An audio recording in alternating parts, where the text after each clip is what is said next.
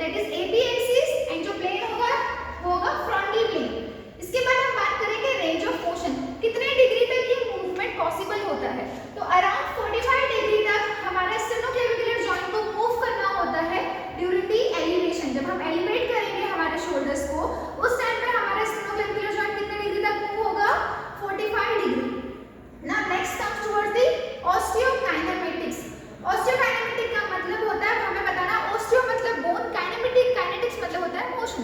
अब कितना हमारा मूवमेंट होगा काइनेमेटिक्स के अंदर, जब हमने एलिवेट किया उस टाइम पे हम देखेंगे कि lateral end of clavicle, lateral end of clavicle किधर जाएगी, हमारी सुपीरियर तरफ, सुपीरियर साइड रोटेट होगी, और जो हमारी मीडियल सरफेस है, हमारा जो मीडियल अटैचमेंट है वो किधर ग्लाइड होगा, हमारा इंफीरियर साइड। अब जब हम एलिवेट करते हैं उस टाइम पे हमारा कॉन्वेक्स, मैंने लिखा है यहाँ पे ऑर्थोकाइनेमेटिक में, convex part of the clavicle moves over the concave. यहाँ पे हमारा कॉन्वेक्स पार्ट मूव होगा कॉन्केव के ऊपर, और जब भी कॉन्वेक्स कॉन्केव के ऊपर मूव करता है that means rolling and gliding should be opposite direction, या ऑपोजिट डायरेक्शन में ही होती है रोलिंग एंड ग्लाइडिंग। तो हमने एलिवेट किया, ये हमारा अटैचमेंट है स्टेनोक्लेविकुलर जॉइंट का। अब हमने जब शोल्डर को एलिवेट किया, आर्म को एलिवेट किया, तो लेटरल एंड ऑफ क्लेविकल कहाँ हुआ, हमारा अपवर्ड रोटेट होगा, और जो हमारा मीडियल एंड होगा क्लेविकल का, ग्लाइडिंग किस साइड होगी, इंफीरियर ग्लाइडिंग होगी हमारी, और जो रोलिंग होगी वो किस साइड होगी, superiorly. So this is all about the elevation. Now next come towards the depression. जब हम शोल्डर को ड्रॉप करेंगे, डिप्रेस करेंगे, इस टाइम पे सेम आपने इस तरीके से स्टेनोक्लेविकुलर जॉइंट का अटैचमेंट दिखाया है। जब आपने शोल्डर को ड्रॉप किया, आपने क्या किया, डिप्रेस किया, उस टाइम पे हमारा एक्सिस जो होगा again AP axis, AP antero posterior axis होगी, प्लेन जो होगा हमारा फ्रंटल प्लेन होगा। अब हम बात करते हैं रेंज ऑफ मोशन। तो 15 डिग्री तक हमारा स्टेनोक्लेविकुलर जॉइंट डिप्रेस होता है, नीचे की तरफ जाता है स्टेनोक्लेविकुलर जॉइंट। इसमें हम बात करेंगे कि lateral end of the clavicle, जो हमारा फ्लैट साइड है, ये किस तरफ डाउन, किस तरफ मूव होगा, टुवर्ड्स डाउन, डाउनवर्ड मूवमेंट होगा इसका।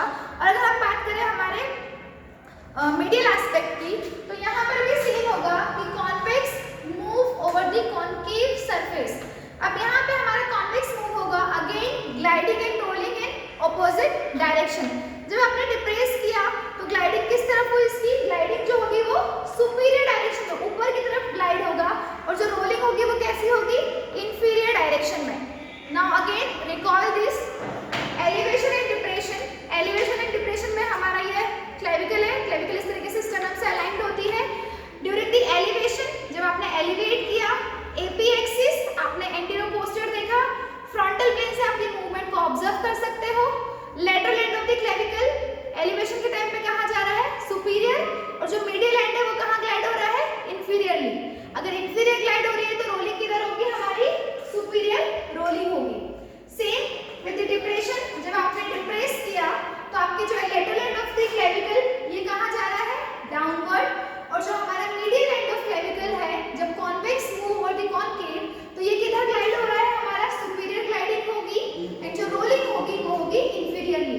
सो this is all about the sternoclavicular joint motion, elevation and depression. So further we are moving on second motion, that is protraction and retraction of sternoclavicular joint. इसका मतलब है हम जब protraction और retraction करेंगे shoulder joints का, हमारा shoulder blade को मूव करेंगे, तब हमारे स्टेनोक्लेविकुलर जॉइंट पे क्या मूवमेंट देखने को मिलेंगे, क्या हम बायोमैकेनिक्स पढ़ेंगे, इसके बारे में भी हम बात करने वाले हैं। सो प्रोट्रैक्शन एंड रिट्रैक्शन की अगर मैं बात करूँ तो ड्यूरिंग द प्रोट्रैक्शन, जब हम शोल्डर्स को मूव करते हैं, प्रोट्रैक्ट करते हैं, जब हमारा स्टेनोक्लेविकुलर जॉइंट जब प्रोट्रैक्शन में आएगा उस टाइम पे अगर मैं बात करूँ, जो हमारी एक्सिस होगी वो कैसी होगी, वर्टिकल एक्सिस में आप इजीली ये मूवमेंट को क्या कर सकते हो, इस एक्सिस में हमारा मूवमेंट परफॉर्म होता है। एक्सिस में कौन सी एक्सिस में, वर्टिकल एक्सिस। अगर ये मूवमेंट करवाना है प्रोट्रैक्शन रिट्रैक्शन तो वर्टिकल एक्सिस होगी, वर्टिकल एक्सिस होगी तो हमारा प्लेन कौन सा होगा, ट्रांसवर्स प्लेन में हम ये मूवमेंट को ऑब्जर्व कर सकते हैं। Now range of motion during this movement, जो स्टेनोक्लेविकुलर जॉइंट होता है वो 15 to 20 डिग्री अराउंड मूव करता है। सो हमारा रेंज ऑफ मोशन होगा 15 to 20 डिग्री।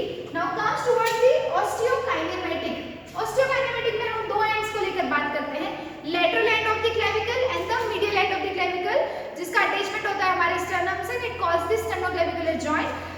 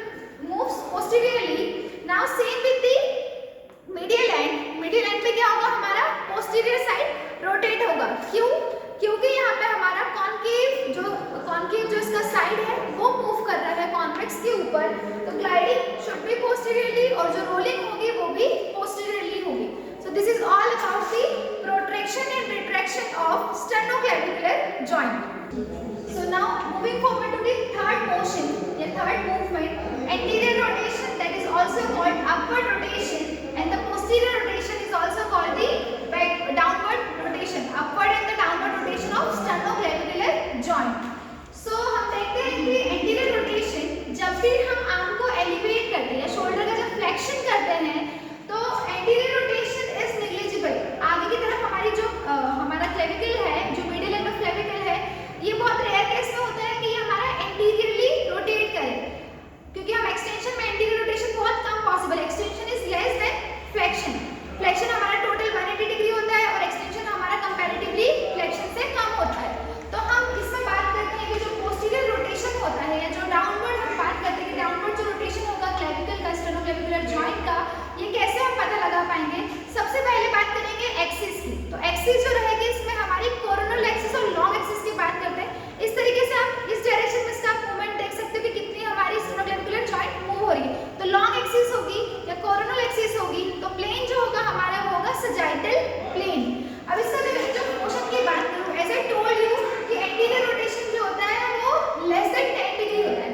10 ही डिग्री तक ऐसा लेस देन 10 डिग्री तक पॉसिबल है. तो इसीलिए इस रोटेशन को हम क्या नेग्लेक्ट कर देते हैं, हम नहीं मानते कि रोटेशन होता है.